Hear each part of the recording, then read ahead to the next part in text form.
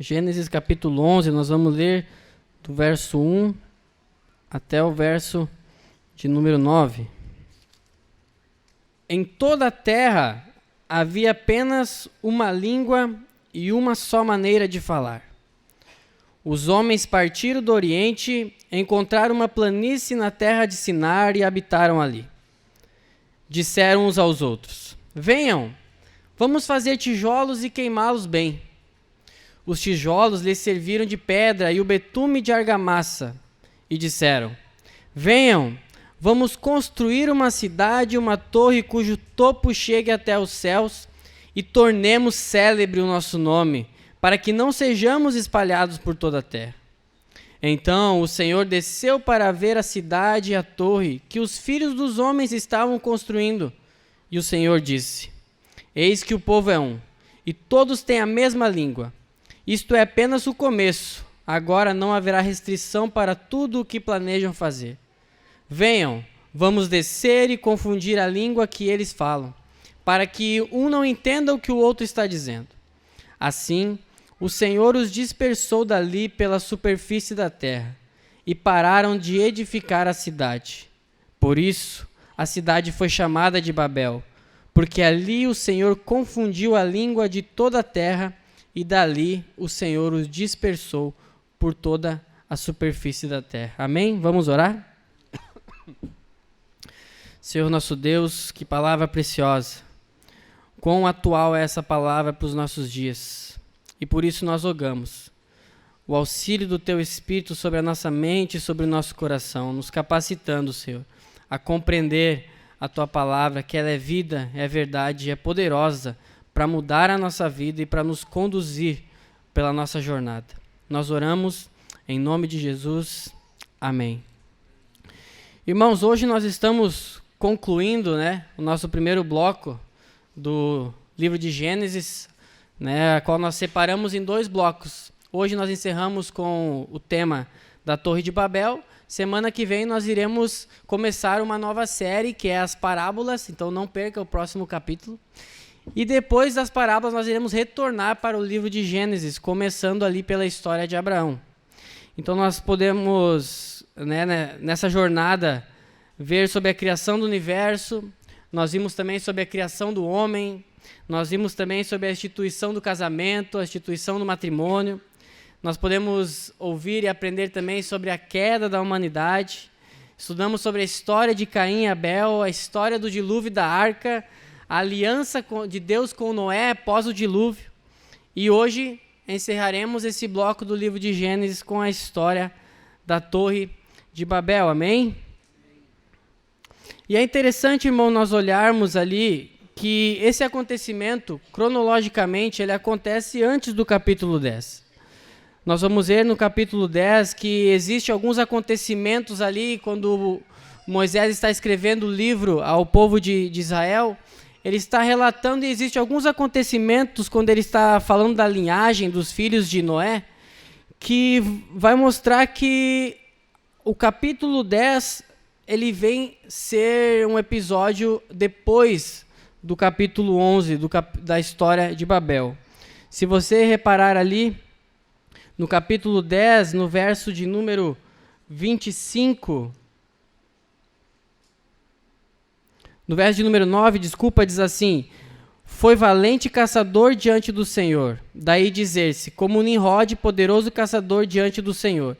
O princípio do seu reino foi Babel. Então na linhagem tem um homem chamado Nimrod e fala que o princípio do seu reino foi Babel, só que nós vamos ver que Babel aconteceu depois, Também há outro relato ali no final do capítulo 10, diz assim: são estas as famílias dos filhos de Noé, segundo as suas gerações, nas suas nações, e destes foram disseminadas as nações na terra depois do dilúvio. Então aqui também, as nações até logo após o dilúvio se manteram todas unidas, depois do acontecimento de Babel, que as nações foram ser disseminadas sobre a terra.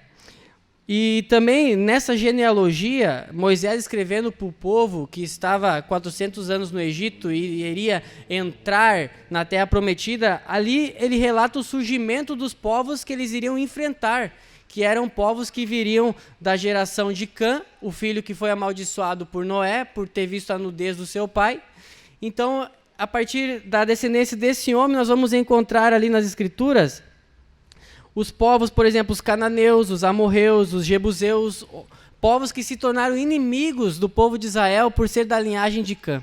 Então, Moisés relatando isso, ele estava querendo dizer, o povo que vocês vão enfrentar veio deste lugar. Então, depois ele relata Babel e ele finaliza exatamente com a linhagem de Sem, porque é a chamada de Abraão. Depois, quando nós começarmos em Abraão, Moisés tem a intenção exata de finalizar e botar a história de Babel bem no meio, para separar essas linhagens, porque depois de Babel, ele coloca a linhagem de Sem, que é a linhagem pela qual viria Abraão, que é a linhagem que manteria a semente da promessa feita a Eva. Então, há uma intenção do autor em colocar exatamente Babel depois dessa história, bem no meio, antes da genealogia de Sem e antes de começar a história de Abraão, amém? Então, o texto de Babel, esse texto que nós acabamos de ler, esses 9 versículos, nós podemos montar a estrutura dele em 5 momentos. O primeiro momento é a união dos homens, onde eles estão todos unidos, como o texto diz. O segundo momento, onde eles estão todos engajados no mesmo propósito, no mesmo projeto. Estavam todos na mesma disposição.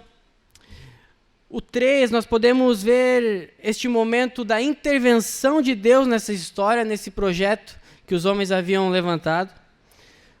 Quarto momento, o resultado dessa intervenção, ou seja, a confusão nas línguas, onde Deus distribuiu novos idiomas e acabou confundindo o povo. E o momento 5 dessa história é a dispensação dos homens por toda a terra. Então nós podemos ver a estrutura do texto nessas 5 partes. Após o dilúvio, então, os homens resolveram permanecer todos juntos. Havia somente um idioma na terra, eles falavam todos a mesma língua, eles tinham todos o mesmo vocabulário, eles falavam todos da mesma maneira.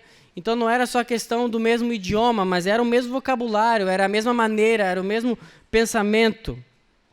Eles partiram então do Oriente e eles encontraram uma planície na terra de Sinar, né, onde é a Mesopotâmia. E esse lugar então era regado por 2 rios ao redor deles, o rio Tigre e o rio Eufrates.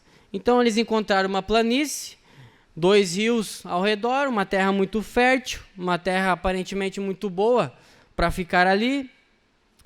E eles também estavam naquele momento de descobrindo os recursos que a criação dava para o homem. E essa para eles era uma grande descoberta da época, né? Eles viram que a argila, por exemplo, no sol, ia ficar um produto duro, e eles pensaram, por que não então nós montamos uma forma, colocamos ela dentro e aquecemos no fogo? Vamos fazer tijolos, né? Essa é uma ideia genial para a época, né? Eu acho até nos dias de hoje, porque eu não sei se eu pensaria desse jeito hoje, né? Então é genial pensar desse jeito. Ver lá a argila, por exemplo, né, e ver, nossa, o sol aquece, ela fica dura, então por que nós não fizemos uma forma, colocamos ela dentro e colocamos no fogo e vamos fazer tijolo? E melhor ainda, como que nós vamos juntar esses tijolos? O texto fala que eles pegaram betume, né, que deriva do petróleo, então eles estavam num lugar muito bom.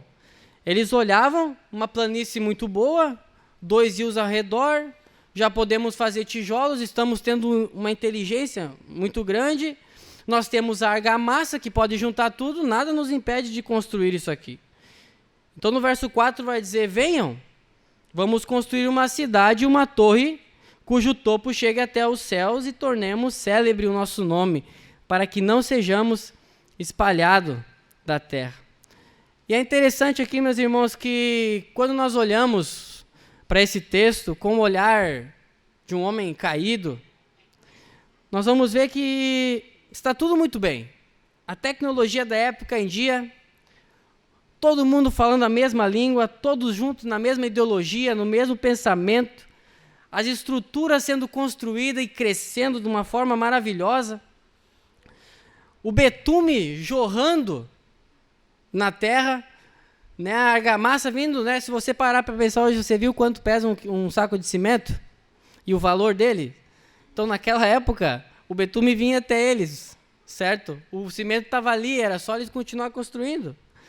Então, estava tudo maravilhoso. E o que há de errado, então, irmão, nessa história? Ao ponto de dizer que Deus desceu dos céus e interviu nessa história para que eles parassem com esse projeto. O texto fala que Deus desce e intervém para que eles não progredissem com essa história. A verdade, irmãos, é que tudo estava indo muito bem para dar ruim. Estava indo tudo certo para dar errado. Essa é a verdadeira história. E o motivo de tudo isso, meus irmãos, é o coração destes homens. As intenções destes homens com aquilo que estava fazendo.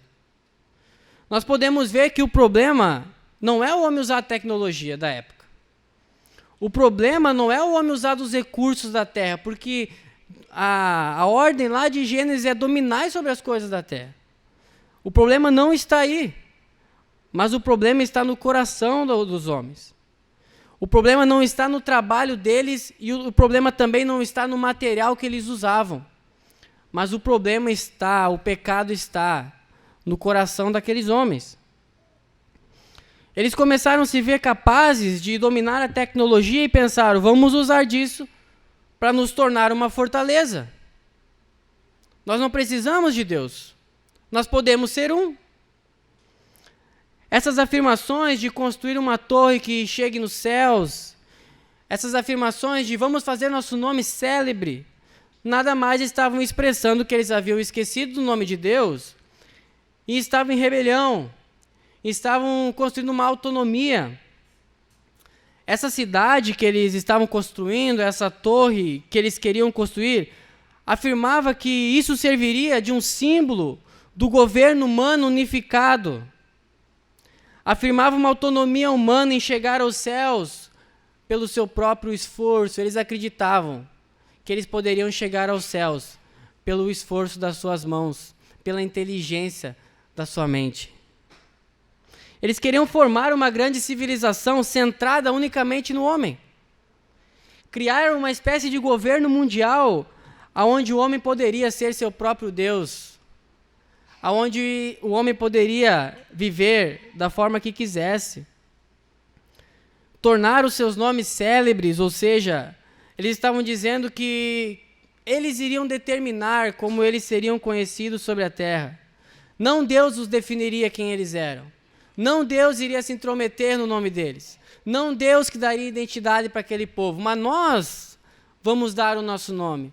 Nós vamos determinar como nós seremos conhecidos na terra. E como nós queremos ser conhecidos na terra é como aqueles que começaram um grande projeto, como aqueles que construíram uma estrutura inabalável. É interessante que alguns comentaristas até comentam que essa torre era construída com uma espécie de... Eles estariam acreditando que ela até mesmo protegeria eles de um possível novo dilúvio que Deus enviaria sobre a terra.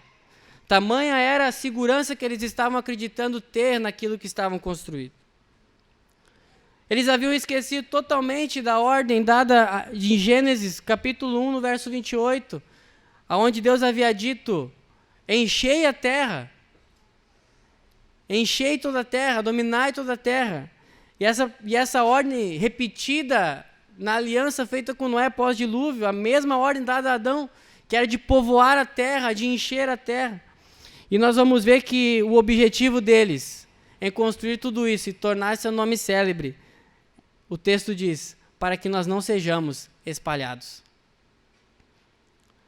Nós vamos ver, irmãos, que um coração rebelde sempre vai contra a palavra de Deus. Um coração que está rebelde com o Senhor, ele vai sempre contra as promessas que Deus havia dito. Então, antes, irmão, de nós entrarmos no próximo ponto, que é a intervenção de Deus, fica aqui para nós já uma breve aplicação sobre isso. Que nós não devemos invejar a prosperidade do ímpio. que nós não devemos invejar aqueles que têm construído, que têm crescido, que têm feito todas as coisas e nós olhamos, nossa, está tudo dando certo para essa pessoa.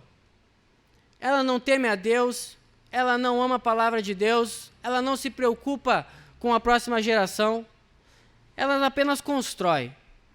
Está tudo certo a vida dele e nós olhamos, nossa, se está dando certo, quer dizer o quê? Deus está aprovando. E não, meus irmãos. Não, nem tudo que está dando certo possui a aprovação de Deus. Deus é aquele sim que faz as pessoas prosperar. Mas isso não significa, irmãos, que Deus está ali aprovando o coração daqueles homens. Nem tudo que é grande significa que a mão de Deus está a favor daquele lugar. Nós, sim, como homens, olhamos os monumentos, as grandes coisas e dizemos, nossa, isso é uma expressão de que Deus está aprovando. Não, aqui nós podemos ver que não. Aqui era muito pelo contrário, o que eles estavam fazendo era fugindo de Deus. Então aqui fica a primeira aplicação para nós, irmãos. Como lá no Salmo 73, o salmista por um instante ele invejou a vida do ímpio. Ele mesmo se colocou e olhou, cara, eles não amam a Deus, nem gripe pegam, não passam fome, dormem bem, moram em lugar bom, tem o carro do ano, e eu aqui sirvo a Deus, aí tenho que resolver um monte de coisa, a palavra diz, espera no Senhor. E o salmista diz, eu invejei, meus pés quase escorregaram.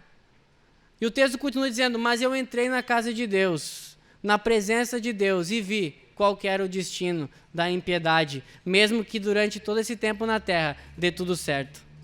Né? Então, irmãos, aqui fica já a primeira aplicação para nós. Que nós devemos guardar o coração desse engano, né? De nos impressionarmos com as coisas grandes e acharmos que Deus está naquilo e acabarmos perdendo o nosso coração. Porque ali o que eles falavam, os irmãos, era uma espécie de convite. Eles diziam um para os outros, vamos construirmos? 2 vezes eles fazem essa chamada. Vamos fazer tijolos? Vamos construir? Então nós vamos ver que a intenção daqueles homens era todos caírem nesse orgulho, certo? Então nós devemos guardar o nosso coração e os nossos olhos, por isso que a palavra é lâmpada para os nossos pés, porque ela preserva o nosso coração e não nos deixa andar por esses chamados, por esses caminhos. Então chegamos ali no verso de número 5, irmãos, aonde aquele que não havia sido convidado para a história, né, vem e intervém nessa história, né? Esqueceram de convidar o Deus para essa construção. Então os homens estavam construindo, tentando chegar no alto, né, impressionados com aquilo que subia para cima, e o texto fala que Deus precisou descer. Né, que é um ponto irônico de Deus, né, em mostrar quem que está em cima, né, quem que é o soberano na história, quem que habita no altos céus, quem que é verdadeiramente o rei, o soberano que governa sobre toda a terra, né? Então os homens ali se esforçando dia e noite para chegar lá em cima, e Deus tem que se abaixar para ver o grão de areia diante dos olhos dele, que era o tamanho daquela torre dos homens, né? Então os homens olhando, impressionados, admirados com aquela construção, isso aqui vai se tornar indestrutível, isso aqui não vai ter fim, isso aqui, jamais vão parar essa obra aqui. Né? E Deus, então, desce para ver o que estava acontecendo. E quando o texto diz desce, irmãos, não é que Deus desce de forma corpórea ali, porque Deus ele é onipresente. Deus não fica andando de um lado para o outro no espaço, né? Ele é onipresente. Ele habita no alto céus e a sua onipresença preenche toda a terra, em qualquer lugar. Então aqui, quando o Moisés está escrevendo esse texto, ele está dizendo que essa expressão de Deus descer é porque Deus interviu naquela história, né? Que Deus participou naquela história ali, né? Com intervenção. Não que Deus fique assim, né? Quando Deus tem que fazer uma coisa, ele desce, quando ele não precisa, ele sobe, né? Não, Deus ele é onipresente. E o que aconteceu, irmãos, é que o povo não contava com essa visita surpresa. O povo não se planejou para essa visita. Mas aqui nós vamos ver que Deus não precisa de convite, né? Então aqui nós já aprendemos o que Calvino diz, né? A tolerância de Deus não é a aprovação de Deus. Estava tudo certo, construção, tecnologia, crescimento, todo mundo junto, como nós falamos, a mesma voz, o mesmo pensamento, mas diante de Deus eles estavam indo por um caminho de morte. E uma das coisas que nós aprendemos, você que está aí desde o primeiro dia, nessa jornada, né, do livro de Gênesis, é exatamente isso, que Deus ele vê o coração, ele não vê como os homens vê. Nós vimos lá na história de Abel e Caim, né?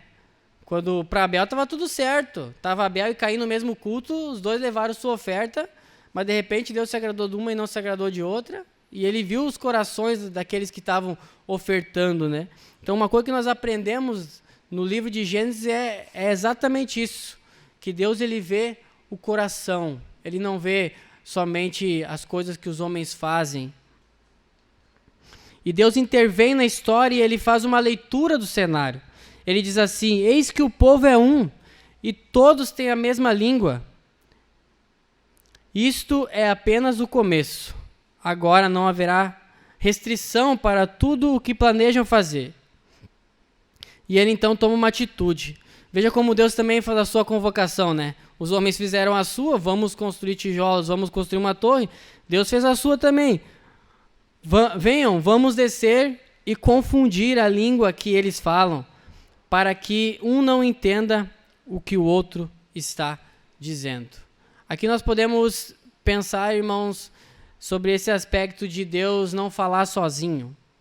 Então, quando ele diz venham, nós cremos nessa operação trinitária desde do princípio do mundo. Então, quando ele diz venham, né, nós podemos inclinar a nossa mente a crer e a pensar sobre essa ação trinitária na história, né, do Pai com o Filho, com o Espírito, Deus Pai, Deus Filho e Deus Espírito Santo.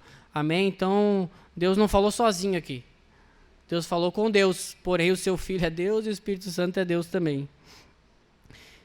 E Deus então intervém e ele distribui novos idiomas entre eles para que haja uma confusão, para que um falando o outro não entenda e assim eles não consigam dar continuidade a esse projeto. Nós vamos ver que quando Deus ele aplica o castigo sobre a humanidade que estava em rebelião contra ele, ele separa Noé e ele aplica um juízo e ele então manda o dilúvio sobre a terra. Porém, depois, ele faz uma aliança com Noé, e nessa aliança ele diz o quê? Não destruirei mais a humanidade nem a terra.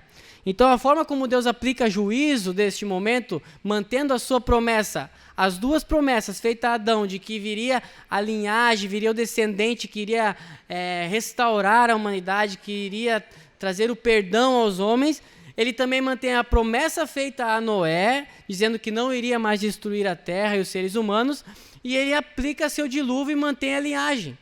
Amém, irmãos? Agora ele não aplica o dilúvio. O que ele aplica é esse juízo de confundir os homens, de dar novos idiomas, e um falando, o outro não iria entender. Então, neste momento, um ponto interessante é que aqui não foram criadas todos os idiomas que nós falamos hoje, certo? Aqui, neste momento, não foram criados todos os idiomas da terra, como se tem nos dias de hoje. O que aconteceu foi que as línguas troncos, de onde viriam todas as línguas, nasceram neste momento. Amém? Então não nasceram todos os idiomas como nós temos hoje, mas as línguas tronco que iriam, a partir delas, aparecer novos idiomas sobre a terra. Amém? Então, neste acontecimento, irmãos, Deus confundiu a língua dos homens. Um falava, o outro não entendia. Um dizia, me dá o tijolo, outro jogava o tijolo, achou que o cara disse, joga o tijolo. Então, aconteceu que eles não conseguiram mais dar continuidade nesse projeto. E Deus, então, cumpre a sua palavra. Os homens diziam assim, não, nós não vamos nos espalhar. E Deus disse, vão. Vão se espalhar.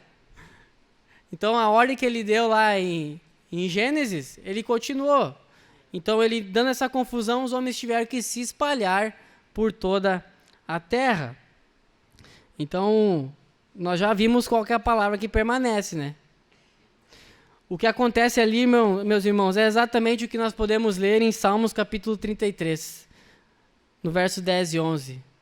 O Senhor frustra os planos das nações e anula os intentos dos povos. Mas o plano do Senhor dura para sempre, os intentos do seu coração por todas as gerações. É isso que aconteceu. Os intentos dos homens, irmãos, tem dia e hora para acabar. Os projetos dos homens têm dia e hora para acabar. Mesmo que Deus deu a corda, irmãos, um dia essa corda acaba. Mesmo que Deus deu a corda e parece que está tudo certo, Deus não está nem aí, pô. Se está dando tudo certo, Deus não está preocupado com isso. Deus está vendo outra história dos outros irmãos lá. Podemos continuar. A verdade, irmãos, é que um dia essa corda é puxada. O mesmo Deus que deu a corda é o mesmo Deus que puxa. Também podemos ver em Provérbios, capítulo 19, no verso 21, diz assim: muitos planos no coração do ser humano, mas o propósito do Senhor permanecerá. Então nós vamos ver, irmãos, que os homens fizeram planos, mas foi a palavra de Deus que permaneceu. A promessa de Deus que permanece. Então os homens queriam tanto um nome para si, Deus deu. Babel. Confusão. Os homens não queriam tanto um nome para eles? Não estavam preocupados tanto com o nome deles?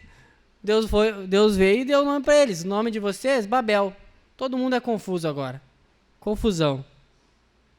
E é interessante que esse lugar, onde ficou Babel, né, futuramente Babilônia, ele se tornou um símbolo do poder mundial humano inimigo de Deus, dito nas Escrituras, tanto no Antigo quanto no Novo Testamento.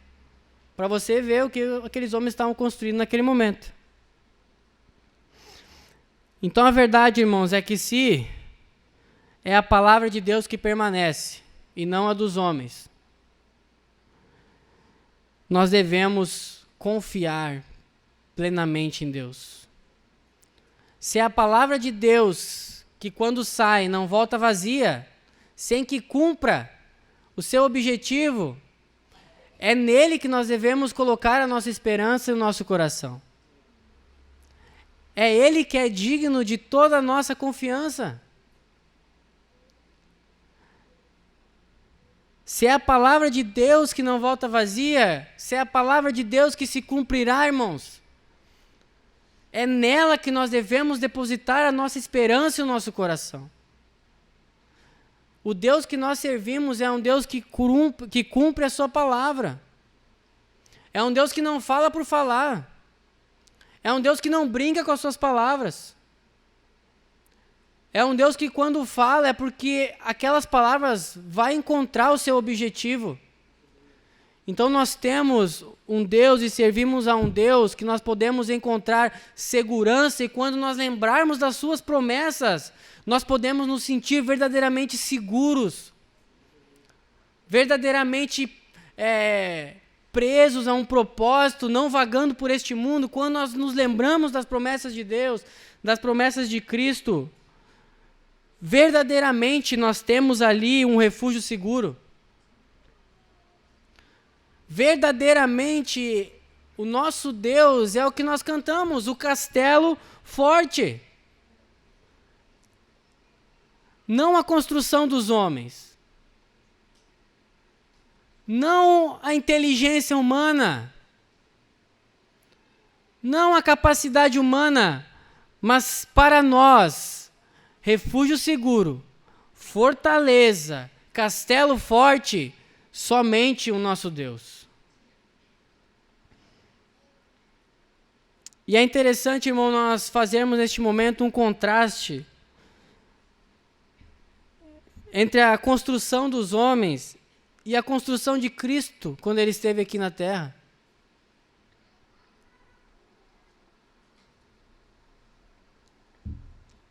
Os homens, eles olhavam uns para os outros e eles diziam: venham, vamos juntar forças para ir contra Deus. Venham, vamos construir algo sem nos preocuparmos se Deus está aprovando ou não. O que esses homens estavam transpirando, eles estavam emanando uns aos outros, era o desejo no coração de cada um de ser Deus. Eles emanavam, transpiravam um para o outro o desejo de ser Deus, de construir um nome. Eles emanavam um para o outro essa possibilidade concretada na mente deles, irmãos, de que eles poderiam alcançar salvação por meio dos seus recursos e da sua inteligência.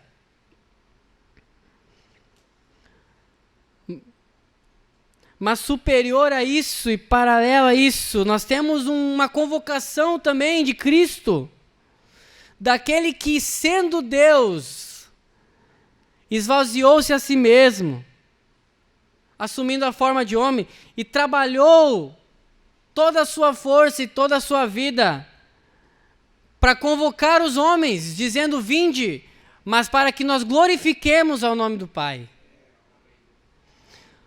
João capítulo 17, no verso de número 3 e 4, diz assim: a vida eterna é esta, que conheçam a Ti, o único Deus verdadeiro, e a Jesus Cristo a quem enviaste. No verso de número 4, eu te glorifiquei na terra, realizando a obra que me deste para fazer.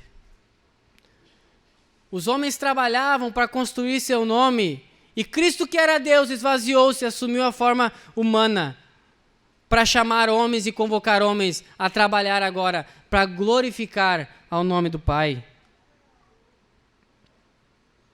Mateus capítulo 11, verso 28 a 30 diz: venham a mim todos vocês que estão cansados e sobrecarregados, e eu os aliviarei.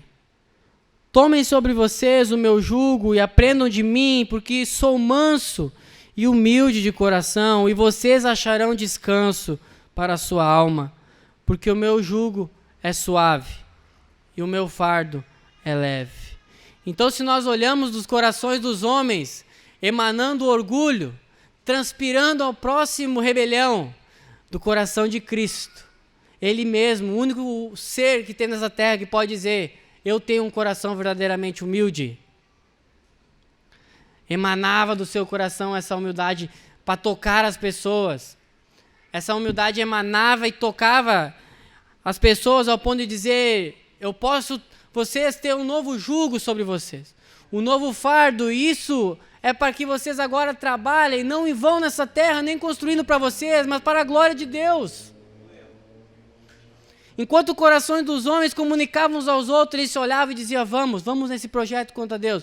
O coração de Cristo, que é manso e humilde, emanando, convocando um povo cansado de trabalhar para si mesmo, um povo exausto daquela vida sem Deus, dizendo: venham, eu emano humildade, eu emano verdadeira mansidão, ao ponto de acolher vocês para mim e dar um novo jugo e um novo fardo, um jugo suave e um fardo leve.